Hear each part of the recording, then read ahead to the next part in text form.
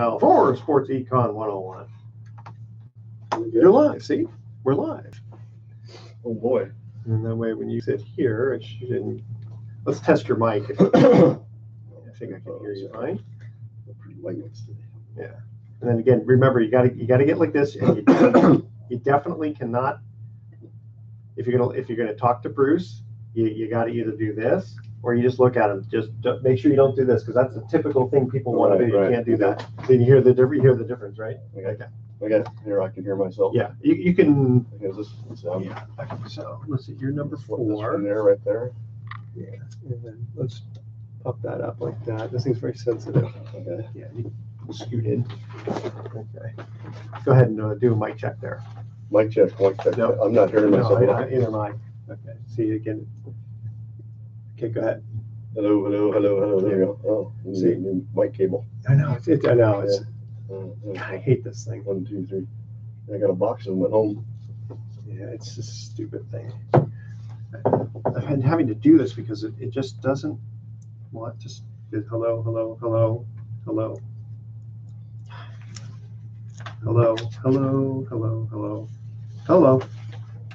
right, let's try.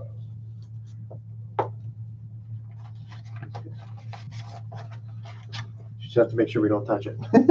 Okay, go ahead and try it now. Check 1, 2. Yeah. Try not to get too many. Yeah, we just as long as we don't touch it. All right, you ready? This will be our first segment, just 2 minutes and 20 seconds. I'll do my intro and talk a little bit. Here we go. Well, welcome. You're listening to Sports Econ 101, the show where we discuss sports topics from a business perspective. I'm your host, Edward Brown, along with my co-host, Bruce McGowan, who is not here right now, but he will be in the second segment. Let's see. He's a longtime sports radio personality.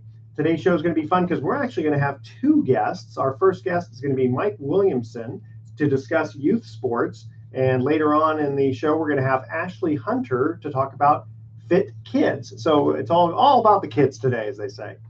At each commercial break, we're going to ask a sports trivia question. Today's theme is just going to be general sports. You can listen to Sports Econ 101 on iHeartRadio, TuneIn Radio, Sports Byline USA, CRN, and many other hundreds of stations across the country.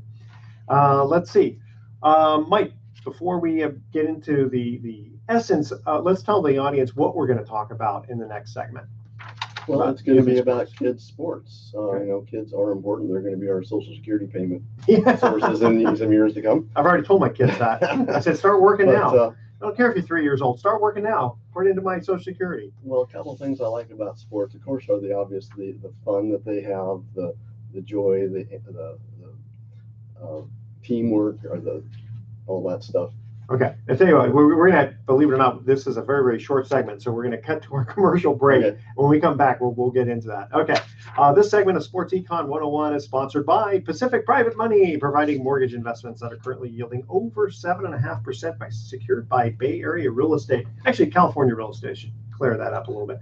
It doesn't get any more conservative than that. You should check them out at Pacific Private Money. When we come back, I'm sure Bruce will be back into the studio. He had a late night. He's covering the Rockets and Warriors and Cavs and Celtics, and basketball season's been quite busy. So the poor guy comes in at 2 a.m. and then he's got to wake up at 6, 7, 8, something like that. That's tough. We all should have a job like that. All right. I'm sure he loves it. Yeah, he actually does. All right, don't touch that dial. You're listening to Sports Econ 101. We're going to be right back. All right, that's our first segment. Yeah, it's weird. 2 minutes and then 9, 11, 13, and then back to 2. Yeah. Let me just save this here.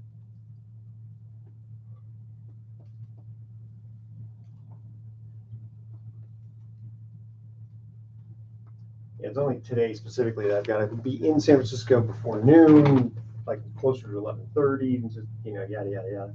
You know how that gets. Let's see. The May 26th show.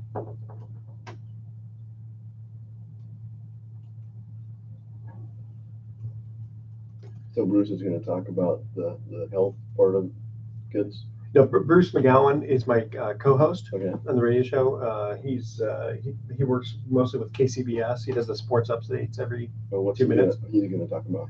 Well, he's just my co-host. He's And gonna then, jump in, yeah, okay, he yeah. just jumps in. And then the other guest, Ashley Hunter, don't know her. She's going to be talking about fit kids. Okay, so that'll come in later. So Yeah, so yeah. we'll talk about all I'll the stuff set that up a little bit. Exactly. How's everything else going for you? Good. We're working on a sports equipment drive. Oh yeah, that's It's right. Perfect time. Yeah, it is really. Yeah, it's I looked through. You know, Christian had some old rollerblades, and I got to look back at the equipment again. What are you specifically looking for something? No, I just let it go out to the cosmos, and whatever people give that turns out other people need. Okay. Like bikes, last time I got a drum set. Turns out this organization, Young Imaginations, I was working for on the board of directors, someone walked in and said, got a kid up in McLeod, California that really wants to learn how to play drums out of it. I'm going, gee, I got a set of drums in my truck. Huh. And so it's kind of comic. My big fear is getting too much equipment. Mostly it's just kind of an awareness thing. Yeah. To raise awareness about kids and sports. Yeah. Then what would you do with all that extra equipment? It goes away. Yeah, I'm sure. Yeah, the Salvation Army and all that kind of stuff. Well, I got 5 or 6 just local places that are just dying for stuff. Oh yeah. Okay. There's never really a problem. Hamilton School's just starting up a new youth sports activity. Oh yeah. My guy I went to school with actually, we used to buy him beer years ago before we all realized that was not a good thing. It's a bonding experience. Because he's 4 years younger. Charles Scott, who's doing he was doing the field up in Hamilton. The big sports field that they wanted to do was in the newspaper last year, whatever. Oh. He was kind of like in charge of that, getting some opposition, but then other people were kind of, no, it's the greatest thing. I think it was mostly the lights they were worried about. At nighttime, people live around there. They don't want the lights. Yeah. All right, so let's go over this for a minute here.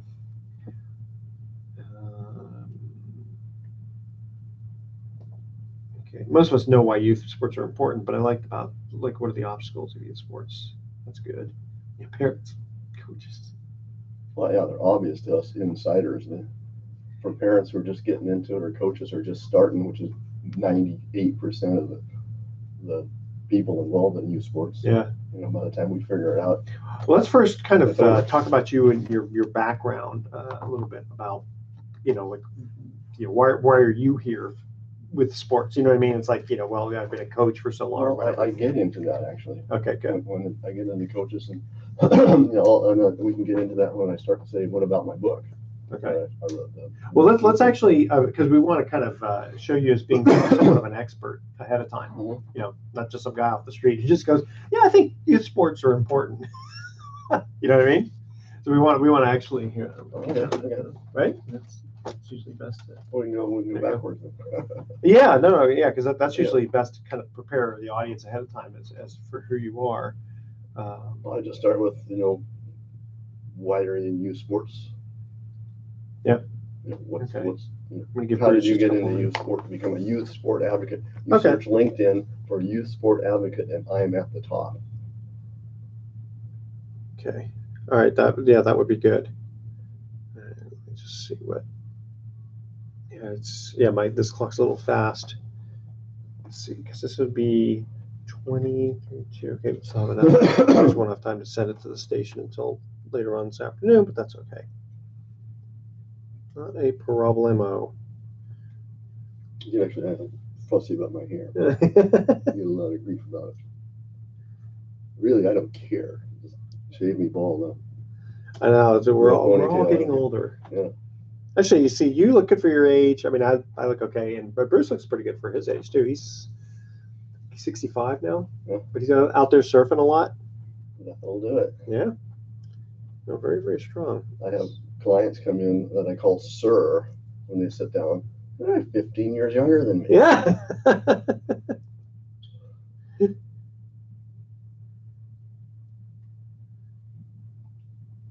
I used to get carded, and the guy would laugh and say, "Huh, you're old enough to be my father." And I go, "Well, what's your mother's name?" Didn't score me any free drinks. No, that wouldn't do it. All right. Because the thing is, if we start too early, Bruce won't know what he might ask the same questions I'm already asking. Right. I'm going to change this so he knows where to sit here. I'm going to put this finger here. Here.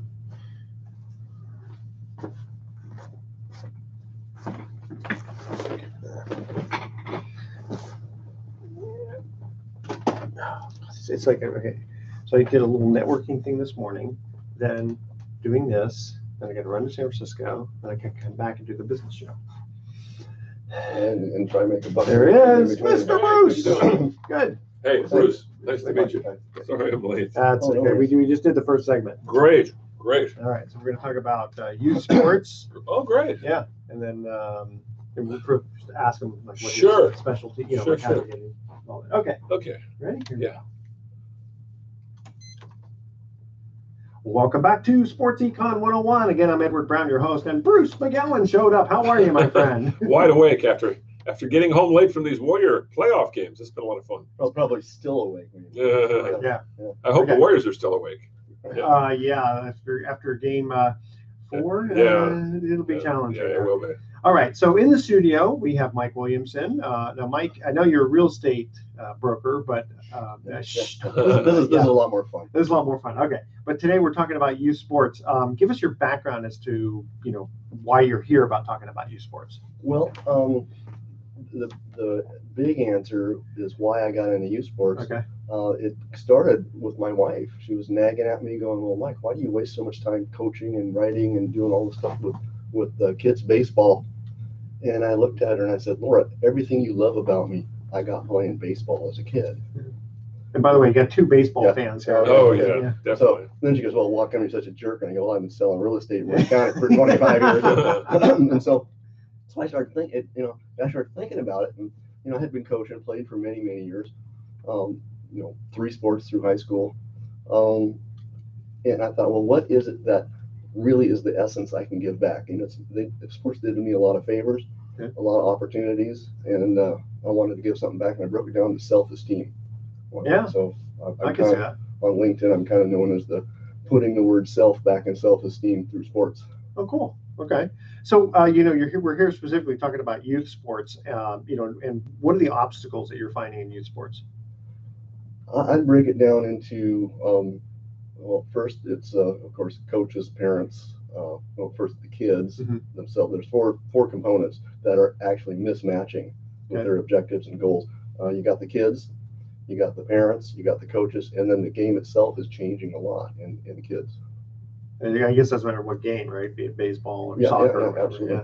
Yeah, because I know just recently in the last few years they've had games where they've called them silent games. I understand about not jeering anybody, but they won't even let you clap. Oh, I've never heard this. Yeah, no, Wow. like it's completely silent. I'm thinking, what are we in a morgue? Well, the kids are supposed to have fun. That's the main thing. Learn lessons, but I would think the most important thing is to get the kids out, get them healthy, and let them have some fun, because being a kid should be fun. I would think you would agree. Actually, there's a definition of the word play out there. It's called a voluntary action for no purpose or outcome or something like that. But how many times do you see kids who have we'll just call them for all intents and purposes bad coaches, and it just turned the kids off to the sport, maybe that specific sport, or maybe just sports in general? That's exactly how I started writing the book. I just wrote, we played baseball. After years of playing a couple sports, 3 sports, it was like at year 6, my son ran into one of those real nasty coaches that we all run into. And that's the rarity. They're not all nasty. A lot of them are good people out to try to do well. Well, it's funny you mentioned that, because my son actually, when T-ball is what they now call it, right, the very, very beginning part, and he actually had a really good coach, but there was a coach who coached another team. And we're talking about dealing with kids who are 5 and 6 years old, right? So their attention span isn't that great. So the coach is kind of actually like yelling at these kids, "Stop looking for gophers!" And this guy was like a real hard person, if you know what I mean. And a bunch of us who were on our team, our parents going, "Man, we would not let." I'm pretty competitive, but I wouldn't let my kid play for a coach. That might like work that. in the military, huh? Yeah. Drill sergeant in the Yeah. Marines, that might get their attention. I don't know. Stupid, get down for a ground ball. Don't let it go between your legs. Give Come me on. 12. Give me 12 on the Give me ground 12. now. Yeah. Well, that's a challenge. I mean, there's a real psychology to dealing with kids because, as you mentioned, I mean, I would think that's the fun part though too, because the kids are full of wonder and they're open-minded and they want to learn and they want to have fun, and so it's just kind of go with the flow. It's like when I go surfing, go with the waves. Yeah. You have really no choice. Yeah, that's right. You can't like, yell and scream at the waves. Yeah, that's right. He's tried, believe me, he's tried. I yell in frustration when one of them throws me down. Yeah. I'll get you. I'll get you next time. Yeah. No, it's fun to think about youth sports today because they are so much different. I mean, more organized, and the parents seem to be more involved. When I was a kid, and when you were a kid, and Edward, we used to kind of run our own show. I mean, we'd go out, and you just don't see that anymore, do you? That's something that's really missing, and I think sadly because it's become more corporate, more commercialized. Yeah. Travel ball, people spend $10,000 a year on travel ball for a kid that doesn't even like baseball. I don't understand. I don't get that. My daughter was very good at softball, but when we looked at like just the schedule of travel ball, forget the money side of it. It was 60 just games a year. I mean, it was just insane. you couldn't do any vacation during the summer. Yeah. And I mean, it literally takes over your life. And I mean, you're talking like travel ball. I mean, that's real travel. Some of it's like, you have to take an airplane. They're drafting them from out of state. Kids are flying from California to Florida to play on 2 teams.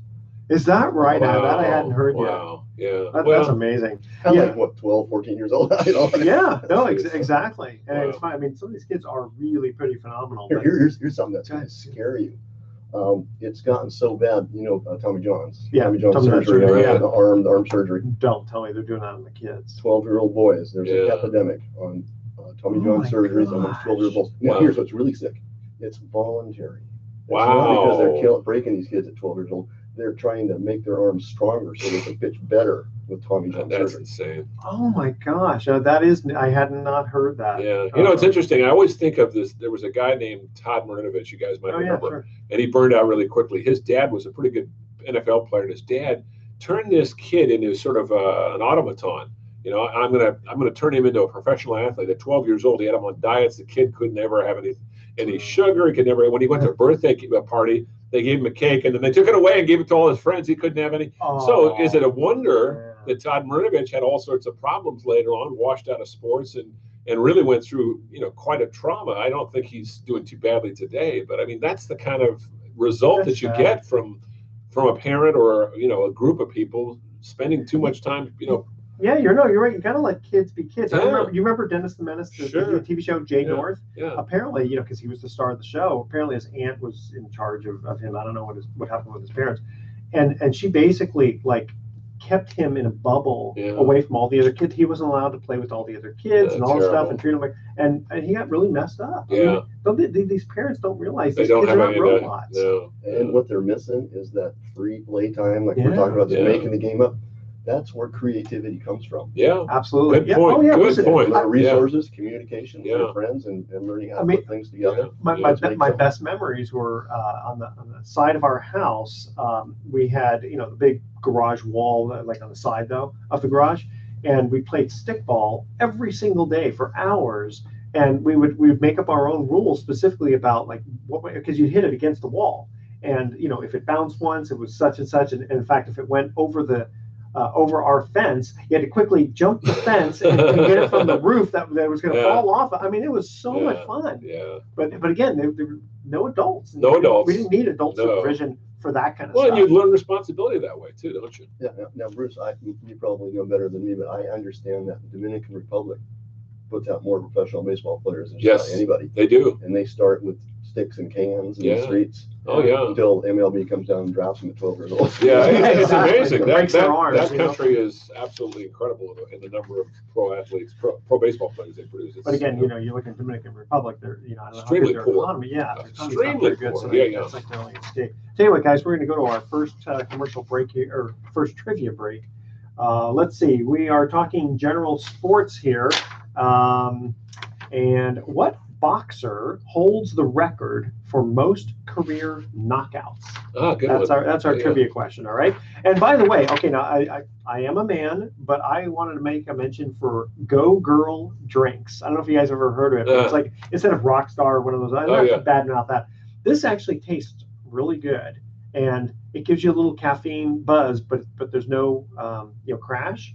And so, believe it or not, I actually like drinking Go Girl drinks. I know it doesn't have any side effects, like I want to do my nails afterward or anything. But and you can get it at like any grocery store, like Safeway and all that. And it's very inexpensive, so it tastes very, very good. It's called Go Girl drinks. All right, don't touch that dial. Sports Econ 101 is going to be right back. Hey, well, you want to just tape 2 shows today? We could do our guest later, or do you have to get out of here? Well, the thing is, I have to leave. Yeah. Okay, cool. Yeah. All right. Otherwise, I'd say. So we got one out of the way? One segment? We did the first 2-minute one, and then we got this one. Great. Yeah. Okay. Figured, while you weren't here. Yeah, you got your intro out of the way. You're going to be here next week, or next segment. Yeah. Okay. Sounds good. Right. Let's do this. Ooh. Yeah, one of those crazy things I did. I was telling Mike, we did a networking thing in the morning. I had to go to San Francisco at noon, and I got to come back. Oh, jeez. Oh boy. Never a dull moment, huh? No. Well, what are you doing for Memorial Day? Oh, my wife and daughter are going up to see my brother-in-law on their farm up on the river up in Humboldt County, and then I'm covering the Warriors game Saturday, and then Sunday I hope to get out in the water. I was going to try to get out tomorrow, but I don't know. The weather's it's kind of weird. Weather's kind of chancy. No, but this weekend's supposed to be This weekend's supposed to be nice. And Monday, Tuesday's supposed to be really nice. Yeah. So you're going to be bacheloring it, huh? Yeah. Have a nice quiet weekend. Just the Warriors game. That's it. Just you and the dog. Just me and I think they're even taking the dog. Oh, taking the dog too. Holy just me and the cat. You and the cat. Me and the cat. You can take a cat out for a walk. There you go. I tried that before. It's not a good idea. No, they got a mind of their own, even with a leash. Don't like to be walked on a leash. All right, here we go. Welcome back to Sports Econ 101. Again, I'm Edward Brown, your host, along with Bruce McGowan and our special guest, Mike Williamson. First trivia question: what boxer holds the record for most career knockouts? I'm going to take a guess. I don't know if Mike has an idea. It's got to be either Joe Louis or Rocky Marciano. I know Rocky Marciano was undefeated. I'm going to say Joe Louis. No, you have heard of this boxer though. Well, I've got a guess, but I think his record for knockouts is in the bar after the fight. Yeah. Mike Tyson? Yeah, that doesn't count. No, Archie Moore. Archie Moore. Yeah, in fact, if I remember correctly, he's one of the few guys who was in a couple of different weight classes. Yeah, bounced around a little bit. When he got to the heavyweights, though, it was just a little bit too hard. Kind of sad. Boxing is just not the same sport. I mean, there's some great athletes, but it's too stratified now, and they've ruined it. I think they really have. That's why you got to go to Ultimate Fighting. Oh, especially with the women. No, thanks. No, that's like the modern gladiators. I think that's. I don't want to get into commentary about that. That's the end of a civilization. Yeah, I mean, being spectators of blood sports. It's reflective of a society we're living in. I just don't find it. I don't even find it entertaining. Well, even hockey. I mean, the old line of, hey, if I want to go see a good fight, I'll go to a hockey match. Exactly. That's right. Why don't we just publicize public hangings like the old days? Well, that's what I thought about OJ. Put it on public television and let people register. If they can sign in, pay a pay-per-view, and if they log in enough hours, they can be on the jury. That's a jury of his peers, the viewers. The funny thing, not to get off on a tangent about this, but the funny thing is, I think we're actually a less violent world than we were. It's just that we're more, all this stuff is more accessible with the social media and instant communication. I get it on Facebook before I hear the news. Yeah. No, that's good. That's a good point. So, Mike Williamson, we're talking about youth sports here, and I got a question for you about these trophies that kids get for participation, which there was a commercial not too long ago where this the father is the father of the kids team who won, and he looks at the trophy and it says participation. He goes, "What?" And he rips off the label, and then he just takes a Sharpie and he says champions. I don't know if you remember that one. It came out about 2 years ago. Oh man. Okay, when I was a kid, I mean, they didn't give out anything other than first place. Yeah. I mean, it was kind of hard, but I mean, if you weren't the best, you got nothing. That's true. When I was a kid, I never got a championship trophy till I coached my son's team. And we're state champs in baseball twice, state champs in football twice. Okay. Just those Eastern Washington hormones growing in Oh, those yeah. 60s kids, Sure. Yeah. But did they give anything for second, third, or fourth place? Nothing. Participation? We didn't get a plaque. When did that? I mean, it seems like it started like about 25 years ago or I something. think it was longer than that even. Really? Yeah. I guess you know I what? don't Because know. I didn't have kids more than 25 years Yeah, ago. there you go. That's a Yeah. different world. It's a Yeah. different world. I wonder who came up with that. Well, on the other hand, I can argue for it because having coached 6-year-old kids, half the battle is getting them to just show up. True. So for them to get to show up for us all the practices and the whole season, participation, just showing up, they should get a trophy. You should get a trophy for the parents. Yeah, show up. Yeah. And well, you know what it reminds me of is, when you watch the Special Olympics, the participants, they almost don't really care who wins. They just want to go out there, have fun, and they support each other. So I can definitely see part of that with the participation, but do they still at least give out first place and second place trophies? Yeah, but then as the kids get older, I'd say like 10, 12, then the competition starts becoming. Yeah. They're not just up there for fun Mhm. and hot dogs and hanging out with their friends. They're the thrill of the game. Sure. The agony of defeat, the thrill of victory. What's really funny is I never was the head coach, but I was always like an assistant coach to my daughter's softball teams. And when she was 12 and 13, 14, what I found amazing was us coaches were more angst than the kids. I mean, they were competitive, they had fun, but I mean, it's almost like, don't you realize this is the bottom of the seventh inning? Because they only play seven innings, right? I never understand it. Let the parents sometimes get more wrapped up in it than the kids. Well, I mean, I don't you watch professional baseball? Yeah. Don't you get wrapped up? I mean, are you playing on the field? Well, actually, No, I but- don't. I don't. I mean, you can't afford to if you do what I do. You have to kind of pull away from that. You have to That's just enjoy true. the game. Just enjoy the game. Like, for instance, the teams I followed as a kid, I still follow them, but if they lose, it's no big deal. Just have fun. Well, true. No. Yeah. So I'm competitive, but if I lose, I lose. Yeah. But I want to really try hard. Oh, sure. There's nothing wrong with that. Right, That's a good idea. You want to give it your best. Yeah, and I tell you, people, I don't know how often you watch girls softball. I'm not talking at the college level. For some reason, it's more boring because pitchers are so good that you don't really get that much excitement that often. But in the younger, be it high school or junior high, whatever. I mean, especially the high school ones, it's amazing how exciting these games could be. And I think it's more just the excitement of it rather than yelling at kids because they're doing something wrong. You just kind of get into the excitement of it. Yeah. Well, to back up a second, that learning about defeat, that's one of the big things that kids learn in sports. That hands it to them. And that's a big skill. Like, we played sports, that's where I learned it. Yeah. I learned about losing, getting back up, and But again, if you get a participation trophy and ahead of time, whether or not I win or lose, I'm going to get some kind of a trophy, that kind of goes against that, doesn't it? we're going to go in circles on that. It's true. That's right, as we Yeah. should. Somebody should come up with the answer of what you really get. Like either the death penalty if you lose, or no.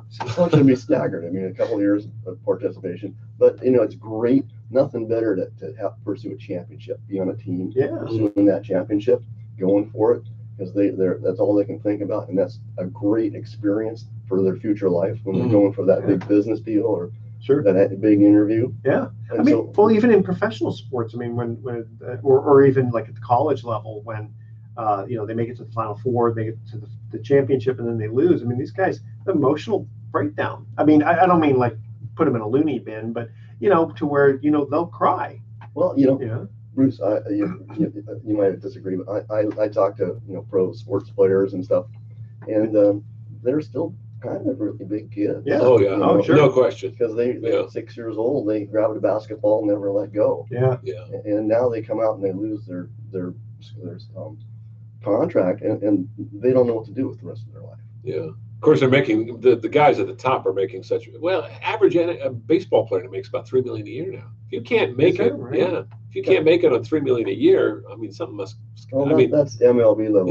You got 4,000 players at minor league making $800 a month. That's true. During the season. Lucky, That's true. It is a small percentage, and we do have a tendency to overhype that, I think.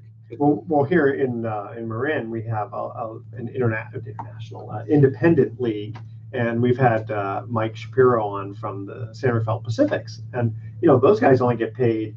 I mean, some of them don't get paid. $600 or $700, Yeah, and they get room and board, and Yeah. And you got a to little spending money. Yeah. Yeah. They're doing it for the love of the game. They know it's their last sort of chance to do something. So, yeah, I used to love playing softball as an adult. Sure. And then again, I don't even know. I guess maybe we did get probably a trophy if we won. I don't even remember now. I think it was just the idea of just being the best team in the league. Yeah. The excitement of it. Yeah, I'd like to see more intramural kind of sports going for kids, because now it's all, they get weeded out and they stop playing. 12 years old, 10 years old. They don't make that draft of that little league team. They're done. Yeah, it's not good. And they actually they did it. When my son was 12 years old, and that was 14 years ago, they did have a draft for the major. Yeah. They called the major leagues there, and I'm looking at this, and I'm, because people, these coaches come out during the tryouts and they're taking notes and all this stuff, and this kid, he looks like they got scouting reports from last year. Yeah, it's amazing. They don't realize the kid's like 6 inches taller, and maybe he struck out more last year, and now he's knocking the ball over the fence. I'm not paying attention to that. Well, yeah, but if they're there at the tryout, like my son, for whatever reason, had a phenomenal tryout, and he literally should have stayed in the minors, but he got called up to the majors because he did so well. And as it turns out, he wasn't quite ready for the majors, so we kept him back one more year. It was tough. It was a tough decision. Well, that's a tough call to make. Yeah. Because maybe he could have blossomed, and maybe he'd be pitching for the. Well, as it turns out, he turned out to be on a really lousy team with lousy coaches, which we didn't know in the minor leagues, and it would have been better for us to just push him up to the majors. But the thing is, he floundered a little bit. We were afraid he was going to get hurt because he was wearing glasses at the time. They had him like at second base, and I'm going, that's a little scary, because he didn't see the ball as well as some of the other kids. That gets a little dangerous. Are you coaching now? Well, I tried to get out of it. When my son stopped playing, it was kind of like, well, why should I coach? I don't want to be like some weird, most kids' sports are coached by parents. Sure. Which is kind of sad and kind of fun. I did it just to spend time with my son. Well, I got a call maybe 6 months ago from school, and they said, "Hey, we hear you coached." And I go, "What do you want to know?" Yeah. Well, really. Can you come up and help us? We're starting a new basketball league. Can you come and help us? And I go, "No, I don't want to. I don't want to." Well, can you just show up for the coach's orientation and maybe give them some of your tips? I said, "Okay, I'll do that." Right. So I show up, and it's the coach, the head coach, the administrator comes out. Well, Mike, are you going to come in? Are you going to coach for us? I go, no, I'm not going to do it. Yeah. And he goes through his speech, and it's a beautiful speech. And he comes, "Are you going to coach?" And I go, "No." Well, why not? Because of the parents. I'm also like you. I was also an assistant coach. I didn't want to deal with the parents. Yeah. That coaches swearing in the parking lots and stuff. Oh yeah. And he goes, "Well, Mike, our school here is a little different. A lot of our kids, their dad's in jail, their mom's in rehab. Kids are in child protective services and stuff like that. And sort of like the movie Hardball. Yeah. We need you." Wow. He goes, now, where was this, Mike?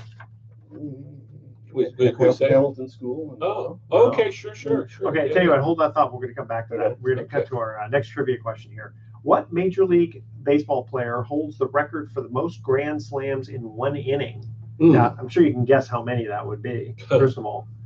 How many do you think it was? Two. Obviously. Yeah. One would be like, there's a million of those guys. Yeah. 3, I don't think anybody's ever done that. So somebody actually hit 2 grand slams in one inning. All right. Don't touch that dial. Sports Econ 101 will be right back. Okay, what we can do is finish off your story on that, and we can call her. Okay. That work? Yeah. Okay. We gotta do that right in the middle of the segment, though? No, we should probably call her now. Yeah. And have her. Okay. Well, I'm just basically done anyway. Okay.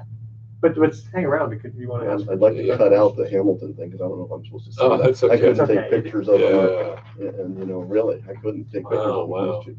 No, so nobody knows Hamilton.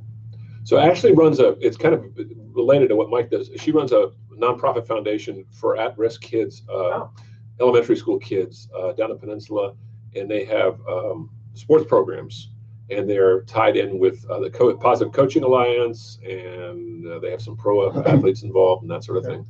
So I'm going to have a bunch of equipment for them here. Oh, great. Perfect. Okay. Yeah, that is great. All right. Okay, let's get this set up, and then we'll get her on the phone. And you have her number, right? Yeah.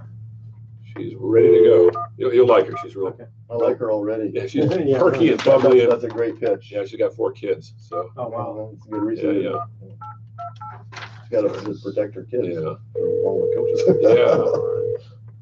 yeah. Okay, is that working? Hello? There we Hi. go. Hey, Ashley. It's Hi. Bruce and Edward, and we also have a guy named Mike Williamson, who's a youth coach, and so we're all going to have you on here and talk a little bit about what you're doing. Hi, Mike. Hey, how you doing? Good. I got to fix this thing here because for some reason It sounds okay, is it? no, it's coming just from the phone. It needs to come from here. Okay. You're, Okay, Ashley, we want to say something to us? go ahead. Sure. Good morning. My name is Ashley Hunter. Okay, can't. Okay. Are you hearing? Oh, I'm hearing her. She sounds off mic. Yeah, that's what I'm trying to get. For some reason these mics are acting a little You funny. want me to come over to your side and just share the mic with you, and then put this one on there? We can, jerry rig it. That's like. Okay, you want to try that one more time? Sure. Good morning. My name is Yeah. Ashley Hunter. No, it's not I don't know working. why it's not working. There. Okay, here. Let me just come over. All there. right. Yeah. Why don't you Take do this that? one. Take this one. There you go. I'd say we could share, but this mic's already. Oh, yeah. Oh, yeah, Sure. why don't you do This that? one's already Yeah. dirty. Yeah, yeah. so- There we go. Thanks. So here, okay. Okay. All right. Cool. Okay. Get that right there. There you go. Necessity is the mother of invention. Yeah. There we go. Yeah, let's put this somehow. We're gonna I'll lose just, this I'll just mic. hold it. And I'll just hold it. You can Yeah, do just this. hold it. Like Okay, that. yeah. There we go. Very Then good. we can go back Be and rock forth. stars, yeah. Yeah. Okay. Hello. Oh, that's cutting it. Yeah. That's No, a you bad no, cable. that's. Okay, that's no good. Let's, I have to get you an engineer, Edward. I know. It's kind of. This is this is I'll be not working. check. Okay, we're set. Okay, you guys Yeah. are okay there. And, Now I'm not hearing anything. All of a sudden, everything just yeah, cut out. this is- it's getting Whoa, hot or whoa, something. whoa, whoa, whoa, whoa, whoa, whoa, whoa. Okay. All right. Better? Here, Better, Ashley, better. let's hear you again. Hi. Good morning. My name Okay. is Ashley Hunter. There we go. Now we got you. All right. Okay. Okay, check. Okay. Yep. We You guys got are you. all set. Yeah, yeah. Okay, you ready? Yeah. Here we go. Welcome back to Sports Econ 101. I'm Edward Brown, your host, along with Bruce McGowan. Second trivia question was, what Major League Baseball player holds the record for the most grand slams in one inning?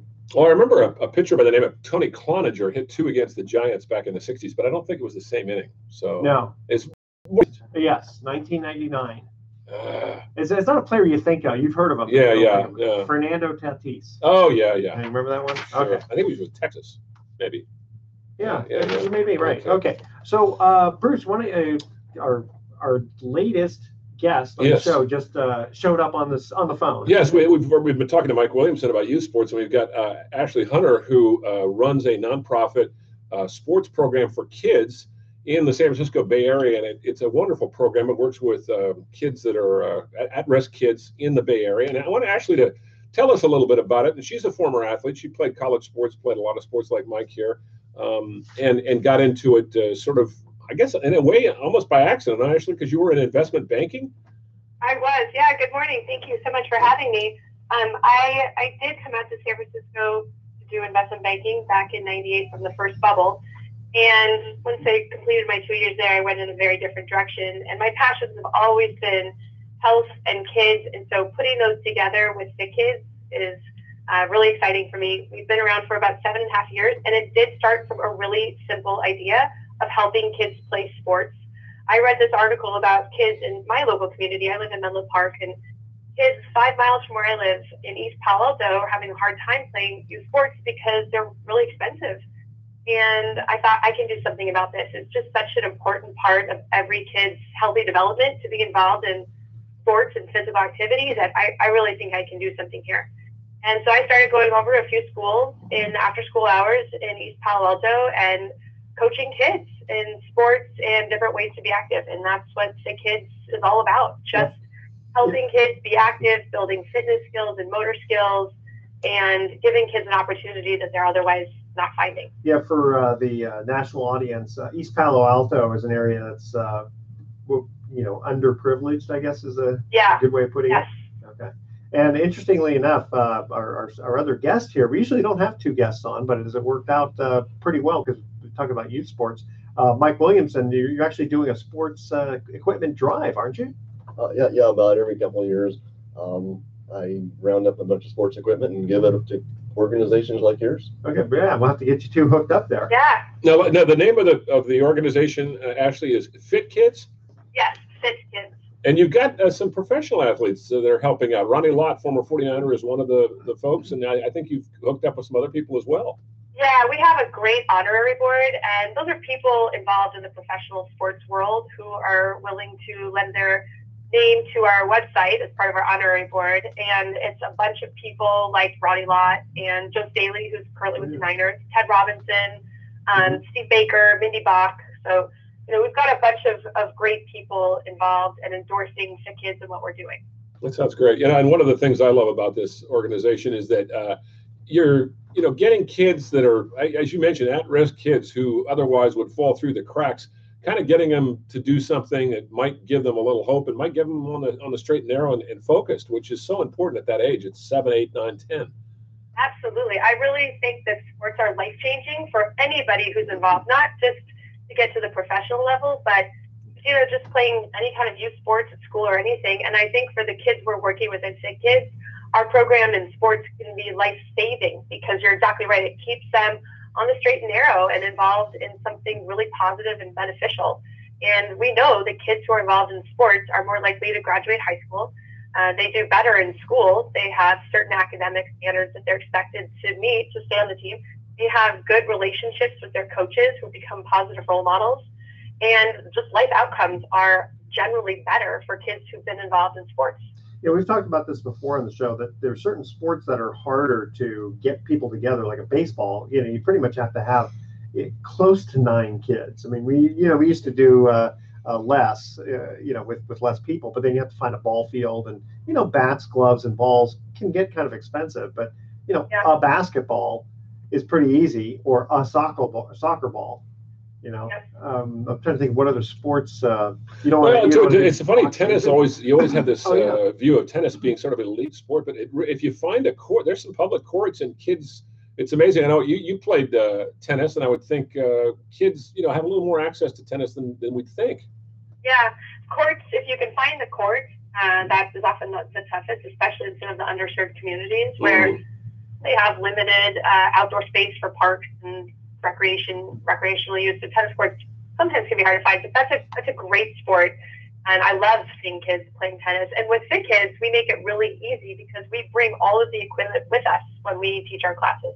That's great. The kids don't need anything. They don't need to go anywhere or have anything. We bring everything and we show up to them. And is it just strictly after school, or is it on weekends? No, it's after school and during the school day. So in some of the programs where we send coaches, it's just after school. And then a lot of our partners throughout the Bay Area, down in LA and in Las Vegas, we train the staff at schools to use Fit Kids so they can use it during the school day as an activity at recess, and they can also use it in after school hours. And we should mention Ashley's a mom of 4, so you got your hands full. She's already a coach. Yeah. That's a lot of kids to keep track of. It's a lot of kids. Fit Kids is like my own child, and then of course I have my 4 plus all of the kids in Fit Kids. So yeah. If I can make a suggestion, can you please just have one more kid so you can have a starting lineup for a basketball team? Listen, I'm not asking for a baseball team. Wish I had that much energy, but I'd Well, now you guys have a website, so if anybody's out there interested in looking at this sort of thing, where do you go? Fitkids.org. Wow, okay. That's pretty simple. Yeah. You also talk about nutrition at all? Or is it just strictly the sporting part of it? Nutrition is definitely something that we think a lot about. It certainly goes hand in hand with physical activity to truly live a healthy life. But it's a really big area, and it's a tough one to solve. So we give the kids simple tips in our classes, but we don't go much beyond that because some of the kids that we're working with, they're struggling to just put food on the table, and we don't want to get too deep into what exactly that food should be. So we really focus on physical activity and then simple tips like drink water, not juice. I was curious, can you personalize this a little bit? And maybe there's a kid out there that you worked with who came from a rough background and kind of really had a chance to sort of mentor or at least watch develop through this program. Is there anybody in particular, any story you can tell us? Well, we have some great quotes and, of course, a lot of pictures. You'll find them on our website. And our coaches often have great stories of kids who started out a little bit shy. They didn't have a lot of confidence in their physical abilities. And through the games and activities that our program puts them through, these kids are building confidence. They're learning to be leaders, helping out the coaches. They're building physical skills like strength and agility, motor skills like running, kicking, and throwing. And they finish the school year totally different kids. And we all think of physical activity as having great physical benefits. Obviously, keeps you healthy, helps reduce the risk of obesity, but there's incredible social and emotional benefits and academic benefits. And some of those things that I love seeing the most in the kids, the life-changingness of our program. Well, a lot of times just the endorphins you get from. Absolutely. Yeah, for the kids we're working with who, again, have big problems like what food is going to be on the table, what am I going to have as a roof over my head tonight? We give them an hour of physical activity where they get to forget their problems, just be a kid, be out on the field with their classmates and teammates, and get all of the great endorphins that come from being active. And how long has Fit Kids been around? Since 2011, so just about 7.5 years. Okay. Well, So you've seen some of the kids, go through high school. Yeah. Yeah. Have any of them come back and thanked you, or just talked about the impact? Not yet. They haven't come to us to thank them, but last fall we were out at one of our sites and there were some middle school kids who were out running around playing soccer, and the site director at that school said those were all Fit Kids kids. And I loved seeing them out playing sports. That's great. Well, go ahead. Well, you guys both mentioned endorphins, and there's a brain hormone called dopamine that gives that feeling of satisfaction. And sports are great for it because they got to work for it. They got to do it themselves. They got to practice, and they're facing their fears. There's all these life skills they develop. But on the other hand, kids are relying like Facebook. If someone likes their post on Facebook, that gives them a little bump in dopamine. Yeah. Well, it's so much better, isn't it, that they're getting that outlet on the field rather than in front of a screen. I mean, I think that's the key, is to get them active, right, Trace? Right, Ashley? Absolutely. Another really cool thing about sports is it's uniting. It doesn't matter where you're from or what you look like. When you're out on the field together, you're a team, and you're there to support each other. And I love that kind of life lesson about sports too. Yeah. Well, it sounds like you're doing some great things there. Where do you see this going in the future? Are you just going to keep trying to do what you're doing, or are you going to We're growing and expanding. We are focusing that growth in the Bay Area. There's a lot of need here, so we're excited to continue meeting the need in the Bay Area, which is where we're based. We're also increasing our presence in LA. We got funding last year from the Dodgers for some programs in LA, and we want to grow our presence down there. And then we have some programs in Vegas also funded by United Healthcare. And we're excited to pursue that relationship and provide Fit Kids where their philanthropy is focused.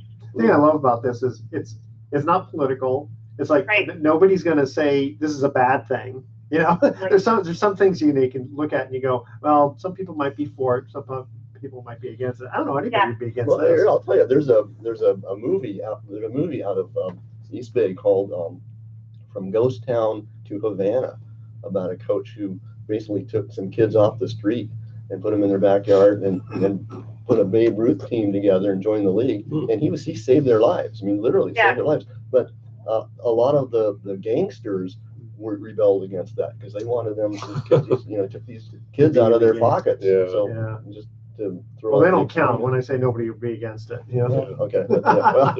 They did when they're shooting at your kids. Well, that's true. It's the same thing. It's like when some of these kids, underprivileged ones, want to go for a college education, and these other people want to just keep them down. It's along the same lines. Well, Ashley, thank you so much for joining us on this segment of Sports Econ 101. Yeah. Well, so again, why don't you give out the website one more time? It's fitkids.org. Fitkids.org. No, that's easy. FITKIDS.org. There you go. See, we got a college graduate here. He can spell. I'm actually, my wife says once in a while I listen. I got a 13-year-old daughter, so I gotta listen. And Ashley knows what I'm talking about. Do you have a? You need to listen to her. Oh yeah. Do you have a mixture of boys and girls? I have 3 boys and 1 girl. Oh my goodness. Oh boy, I bet she's the princess. She is a princess, but she kind of rules the roost. That's what I mean. Yeah. It usually happens that way. She's around her brothers. But... Gotcha. All right, Ashley. Again, thank you so much for joining us on Sports Econ 101. Have a great day. You too. And I got her number if you want to give her a call, Mike. Yeah. It seems like a nice lady. Yeah. All right, so we're going to cut to our Set her up at Hamilton. Yeah, there you go. Yeah, Yeah, they definitely need that. Yeah. Okay, our last trivia question: who holds the record? Let's see. We talked boxing, we talked baseball, and now we're going to go to golf. Who holds the record for the most consecutive PGA Tour wins? Okay. You know that one? I don't know. Well, I know the two guys who were at the two guys who were at the top of the list. I'm not sure about consecutive wins. Okay, yeah, that's what we're talking about. Is consecutive PGA wins, not just who has the most wins. So that'd be easy. Yeah, I think. All right. Email edward@sportsecon101.com. The answer to this question: who holds the record for the most consecutive PGA Tour wins? All right. And when we come back, we're going to have some closing thoughts here on Sports Econ 101. Don't touch that dial. We'll be right back. All right. All right. Good. So one more segment. We're doing great on time. Thank you very much for. Seems like a very nice lady. Yeah, Steve wanted to help us out there. So is it a volunteer thing that she's doing? No, it's a foundation. Job? It's a nonprofit foundation. Okay. She's got a little group of people involved, and sounds like it's becoming more of a larger concern. Yeah, and it should be. Oh, yeah. Like household name. Yeah. It should be something that's just part of their life. Yeah. School. Exactly. It was for us. And we go play in the streets. Yeah. Play in wherever there was. Oh God, yeah. Until the lights came on. Now it's play dates. Yeah, play dates. My So daughter hates that commercialized. when I mentioned play dates. She goes, "I'm not into play dates anymore, Dad. So stop talking Well, about she's play dates." too old for that now. Yeah, she's 13. So Now we just drop the play. It's just dates. just dates. Yeah, There you go. just wait till the guy. Has she seen interested guys yet? No, but she's got her little friends. Her little guy friends, but nothing. Yeah. Oh, that's good. Yeah. My wife had Keep- 5 daughters. Oh my God. Well, 5 daughters. Holy All moly. princesses. Oh my God. Royal family. all of them? All Oh of them. gosh, Uh, that's like a Kardashian type thing. Yeah. whew, it's too much. Got our hands full with the one. Yeah. All right, ready? Here we go. Welcome back to Sports Econ 101. Last time for today, I'm Edward Brown, your host, along with Bruce McGowan and our special guest, Mike Williamson. Well, let's get to the trivia question, and then we'll thank you again, Ashley, for coming on, talking about Fit Kids, which went along with Mike Williamson talking about youth sports. What a coincidence, huh? Both on at the same time. Who holds the record for the most consecutive PGA Tour wins? You want to take a shot at that one, Mike? I know who's the most tour wins. You said consecutive wins. Consecutive, yeah. I was going to say most wins. I think still Jack Nicklaus, isn't it? I think so, but this is consecutive PGA Tour wins. It's somebody fairly recent. No? No? You gotta go back a little bit. Back to the 50s? Back to the 40s. Byron Nelson? Yes. Ah, Very there we good. go. Yeah. Mike, you want to take a shot at it now? My idea of a good golf game is not losing too many clubs. It's funny. It's funny. I got that question right though, but I have not yet gotten shut out by Edward on the trivia questions. Once in a while, I only get one, so that was my one. That was a keep him stretch zone. interested. But you gave me a hint. I did. But, You did. Yeah. Yeah. I like that. Not losing clubs. Yeah, because Yeah, for that's me, right. it's Oh, for tennis yeah. using the ball. For Yeah. tennis, it's balls. Yeah. I just love watching those little yellow things disappear in the lights. Yeah. Open the parking lot. Yeah. I know that's what you know. It'd be kind of fun. You know, it'd be kind of a fun gag gift. Get someone a set of golf balls where the ball is like camouflaged, like green grass. That'd be good. Well, they'd figure it out before they even had a chance to put it on the tee, though, wouldn't they? Yeah. Well, I'm talking about once you hit it. Once you hit it, it changes. That's some kind of chemical. Where is that thing? Yeah. Oh, yeah. Sure. I always wanted to have a little buzzer. It would tell me, hey, here it is. All right, you ready? Here's our thoughts for the day. When one door opens, try back. When one door of happiness closes, another opens. But often we look so long at the closed door that we do not see the one that has been opened for us. You know who said that? No. Helen Keller. Oh. Isn't that amazing? Yeah. And when you talk, you are only repeating what you already know. But if you listen, you may learn something new. Wait, what was that? I wasn't listening. All right, tune in next week to Sports Econ 101. We're going to be discussing sports topics from a business perspective. We'll also be asking more sports trivia questions. Thanks for listening. On behalf of our team, I'm your host, Edward Brown. We'll see you next week. Good night, America. So long. Good. Right. That's it, guys. There we go. That's a wrap. So let me give you her number. Or you got it right here, don't you? I do have it, yeah. So I'll write it down for you. Yeah.